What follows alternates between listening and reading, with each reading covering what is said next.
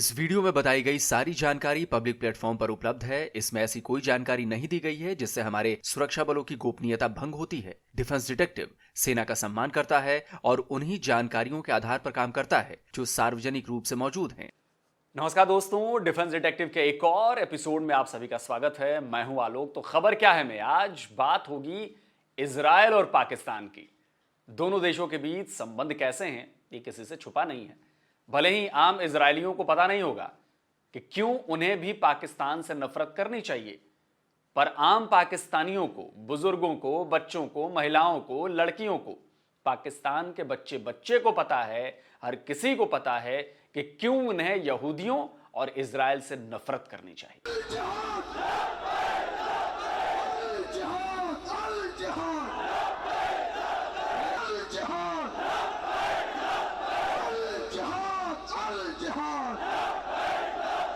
Israel मुर्दाबाद, Israel मुर्दाबाद।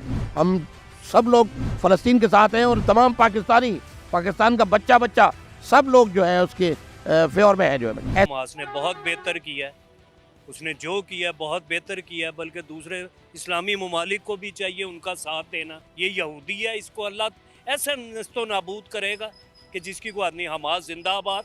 मुझे दें, मेरा वीजा लगवा दें, मैं अभी चले जाता हूँ। मैं अभी चले जाता हूँ। पक्की बात है, लोहे पे लीक है, मुझे इजाजत अभी दें, मुझे दें, मेरा वीजा लगवा दें। अल्हम्दुलिल्लाह जान भी दे दूंगा उधर। इस जान का क्या फायदा जब हमारे मुसलमान के भाई के काम ही नहीं आना। हम फलस्तीन जाना भी चाहते हैं इधर से, अगर हमें को ले जाए तो हम लड़ने के लिए भी तैयार है, मरने के लिए भी तैयार। पाकिस्तानियों के इस नफरत के पीछे क्या है? इसका जवाब है खुद को ओरिजिनल मुसलमानों से भी ओरिजिनल मुसलमान साबित करना, क्योंकि उन्हें बार बार प्रूफ देना ही पड़ेगा कि वो बेहतर मुसलमान हैं।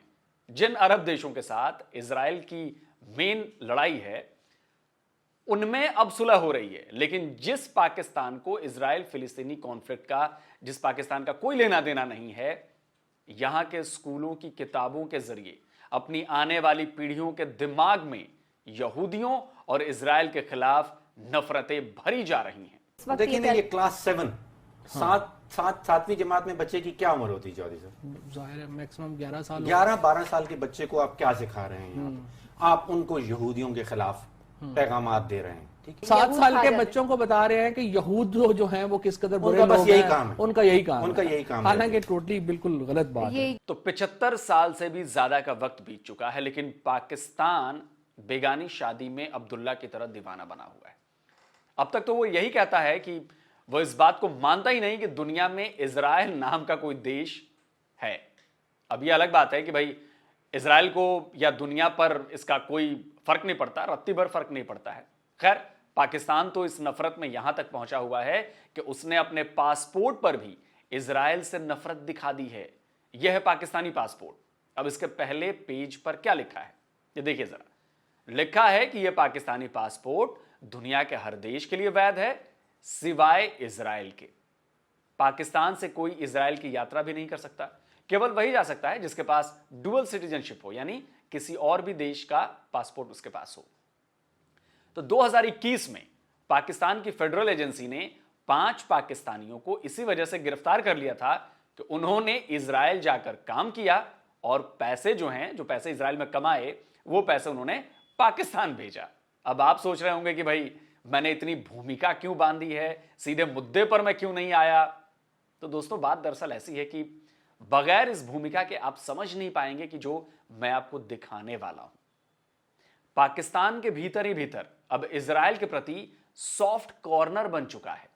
पाकिस्तान के मौजूदा केयरटेकर पीएम की बातों को आप ध्यान से सुनिएगा जो मैं सुनाने जा रहा हूं, तब आपको यह बात समझ में आएगी कि मैंने ऐसा क्यों कहा है। सुनिए। फिर आप यानी ना यही कह रहे हैं कि 2 रियासतें अलग है, यानी कि इसराइलियों के लिए इसराइल की सरजमीन, फ़लस्तीनियों के लिए फ़लस्तीन की सरजमीन हो।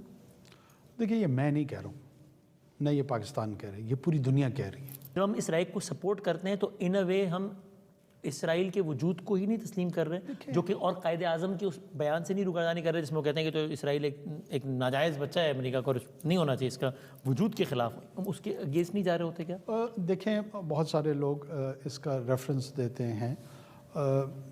पॉलिटिक्स जो है ना, वो डूएबल का नाम है और अचीवेबल का नाम है।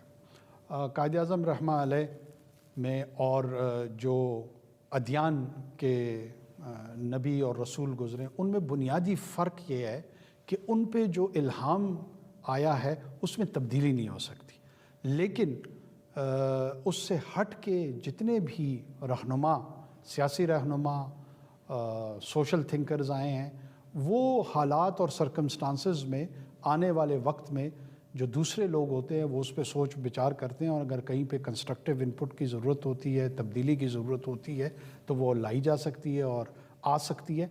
पाबंदी नहीं है कायद-ए-आज़म की इस पोजीशन पे चेंज होने की। सुना आपने? अब तो यकीन हो गया होगा कि पाकिस्तान के भी जो लक्षण है वो दिख रहे हैं कि वो कहीं इजराइल को मान्यता ना दे दे, क्योंकि पाकिस्तान के केयर टेकर पीएम का बयान ऐसे ही तो आया नहीं होगा जब तक ऊपर से इस मामले पर बोलने की ढील ना दी गई हो। वरना आप ही सोचिए कि क्यों father of the nation Mohammad Ali Jinnah की बातों को नजरअंदाज करने का काम जो है वो पाकिस्तान के केयर टेकर पीएम ही सही, लेकिन कैसे कर सकते हो, या पाकिस्तान कैसे कर सकता है? क्योंकि पिछले पीएम यानी इमरान खान तक तो इजराइल के मुद्दे पर जिन्ना का नाम ले लेकर बातें की गई हैं। भाई कोई किसी किस्म का प्रेशर नहीं था कि जी हम कि इजराइल को हम रिकग्नाइज करें।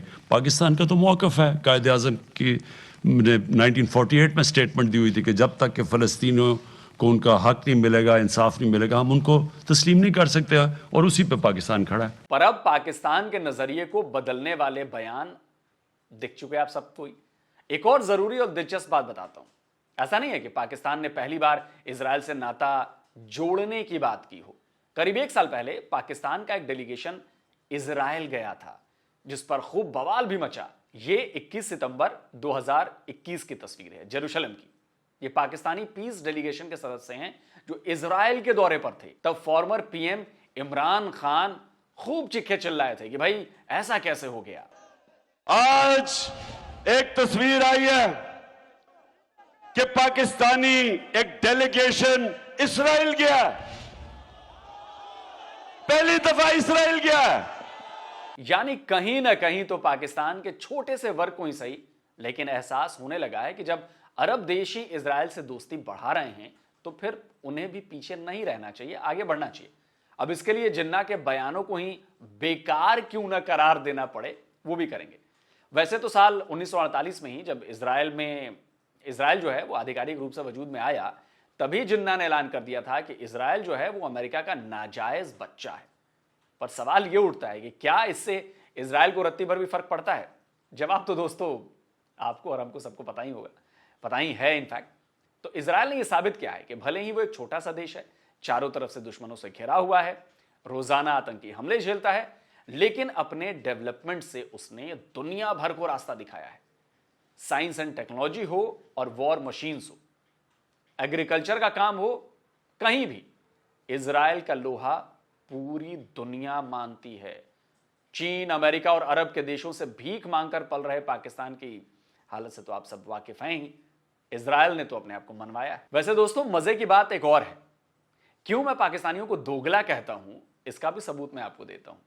जिस इजराइल को वो मान्यता नहीं दे रहा है, जिसके लिए उस मुल्क का कोई वजूद नहीं है पाकिस्तान के सामने, वो पाकिस्तान इजराइल के साथ ट्रेड कर रहा है। और ये आज की बात नहीं है, ये पिछले कई सालों से चल रहा है। दुनिया भर के ट्रेड डेटा पर नजर रखने वाली the observatory of economic complexity की इस रिपोर्ट को देखिए। यह रिपोर्ट इजराइल और पाकिस्तान के ट्रेड रिलेशंस की सच्चाई बता रही है। ओईसी की यह रिपोर्ट बता रही है कि 2021 में पाकिस्तान ने 2.92 मिलियन अमेरिकी डॉलर्स का सामान इजराइल को एक्सपोर्ट किया है, जबकि इजराइल ने 6000 अमेरिकी डॉलर का एक्सपोर्ट पाकिस्तान को किया। ट्रेड इकोनॉमिक्स भी बता रही है कि दोनों देशों के बीच सालों से कारोबार चल रहा है, और इसमें सबसे ज्यादा योगदान जो है वो पाकिस्तान के टेक्सटाइल सेक्टर का है। रिपोर्ट्स के मुताबिक पाकिस्तान से इजराइल सबसे ज्यादा कपड़े का कारोबार होता है।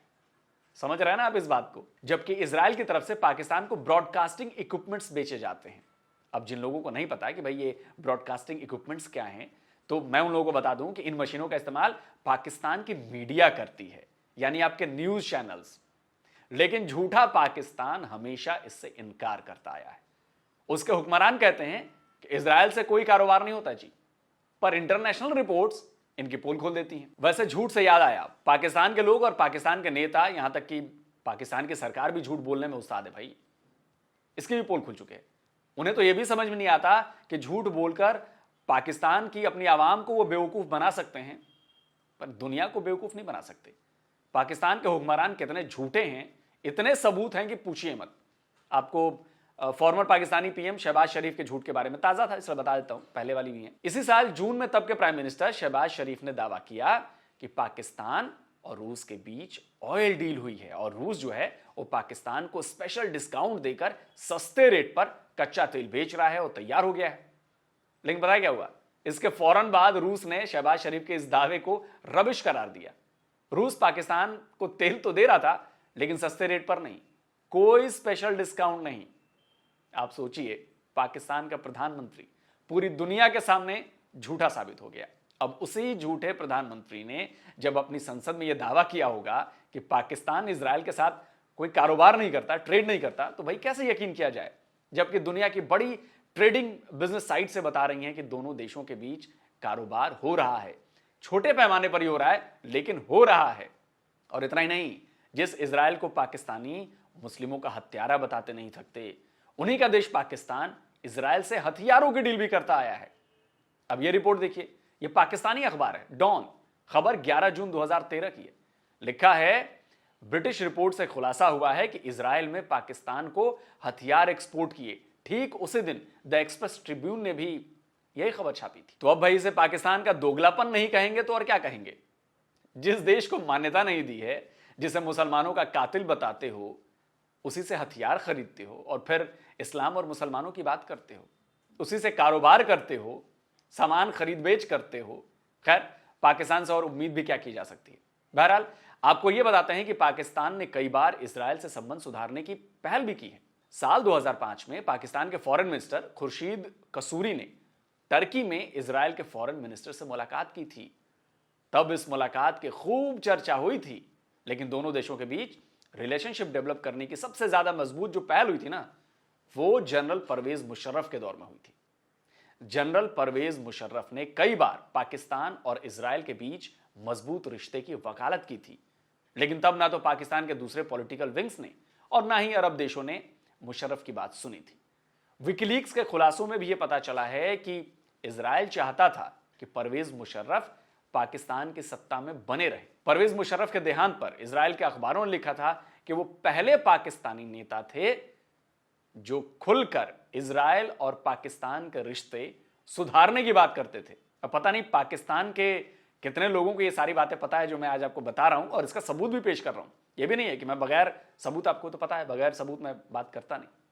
लेकिन अब जबकि इजराइल गजा पट्टी पर 1 महीने से भी ज्यादा वक्त से लगातार बमबारी कर रहा है, तब पाकिस्तान के केयर टेकर प्राइम मिनिस्टर का यह कहना कि इजराइल को मान्यता देने के लिए वो जिन्ना की सोच को भी पलट सकते हैं, इसमें कोई बुराई नहीं है, क्योंकि ये वो प्रोफेट तो है नहीं कि उनकी बात न पलटी जाए। तो इससे फिलिस्तीनियों के साथ पाकिस्तान का धोखा कहें तो और क्या होगा। तो दोस्तों, आज का ये वीडियो आपको कैसा लगा जरूर बताइए, कमेंट जरूर कीजिए और इस वीडियो को शेयर ज्यादा से ज्यादा कीजिए। और जिन लोगों ने अभी तक हमारे चैनल को सब्सक्राइब नहीं किया, भाई आपसे प्रार्थना है, गुजारिश है कि भाई हमारे चैनल डिफेंस डिटेक्टिव को सब्सक्राइब कीजिए और ज़्यादा से ज़्यादा इसके वीडियो शेयर कीजिए, ताकि सही और सटीक जानकारी आप तक पहुंचती रहे। जल्दी मिलता हूं एक और नए वीडियो के लिए। नमस्कार, जय हिंद।